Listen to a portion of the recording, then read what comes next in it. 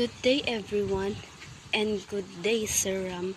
I will teach you how to balance the chemical equation. What exactly is balance equation? The balance equation is an equation that has the same number of atoms on both sides of the arrow. This is the process of trial and error. Why do we need to balance the equation? The chemical equation needs to be balanced so that can follow what is called the law of conservation of mass. What is the law of conservation of mass? Law of conservation of mass. The law of conservation of mass states that the mass can neither be created nor destroyed in the chemical reaction. This implies in a closed system, the mass of the elements involved initially in the chemical reaction is equal to the mass of the product obtained by the reaction. Ito ang nagpapaliwanag na ang mass na product na chemical equation ay kailangan niyang mag-equal sa mass ng reactants. Alamin natin kung ano ang balance equation. So we have the reactants and products. What is reactants and products? Reactants are chemical elements or compounds that react with or combine with another compound or element within a chemical reaction. The process of transformation of the chemical substances. These are usually at the beginning of the arrows in chemical reaction. We will now take an example of a chemical equation, symbolic representation of the chemical reaction.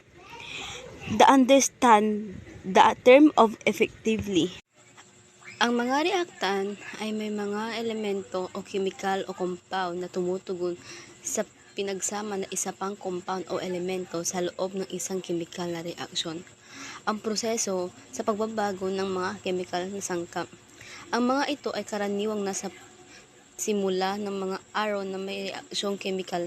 Kukuha tayo ngayon ng isang halimbawa ng chemical equation, symbolic representation of chemical reaction, para sa mabisang maunawaan ng termino. The term product refers to the resultant compounds obtained after the composition or computation of two or more elements.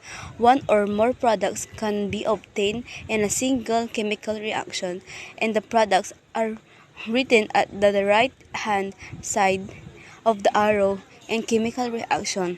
We can take the same example to understand the concept of a product in a chemical reaction. One important observation is that each reaction needs more than one reactant. Ang product naman, ang terminong produkto ay tumutukoy sa mga resultang compound na nakuha pagkatapos ng komposisyon o pagkalkulan ng dalawa o higit pang mga elemento. Ang isa o higit pang mga produkto ay maaaring makuha ng isang reaksyon chemical at mga produkto ay nakasulat sa kanang bahagi ng arrow sa mga reaksyong chemical. Maaari nating kunin ang parehong halimbawa upang maunawaan ang konsepto ng isang produkto ng isang chemical na reaksyon. Ang isang mahalagang